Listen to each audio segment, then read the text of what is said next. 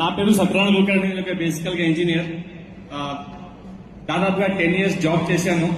ఎందుకంటే మంచి life lead చేయాలా, చదువుకున్న జాబ్ చేశాను. బట్ జాబ్ లోపల నాకు అనుకున్నట్టు సాటిస్ఫాక్షన్ దొరకలేదు, నా వర్క్ పరంగా, నా శాలరీ పరంగా. బట్ ఆ టైంలో దాదాపుగా నేను 6 జాబులు మారాను. చాలా మంది జాబులు మారుతుంటారు కదా. రీజన్ ఏంటి? ప్రమోషన్ రావాలి, మంచి పొజిషన్ పెరగాలి, మంచి శాలరీ రావాలని.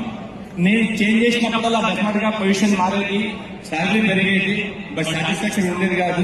ఆ టైంలో నాకు అనిపించింది ఈ జాబ్ కన్నా ఏదైనా బిజినెస్ చేస్తే బాగుంటుందని ఒక ట్రెడిషనల్ బిజినెస్ చేయాలి.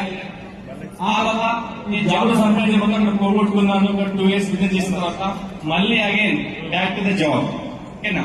అట్లా జాబ్ చేసే క్రమంలో ఓకేనా, అక్కడ చూసినట్టయితే చాలా ప్రెషర్ ఉండేది.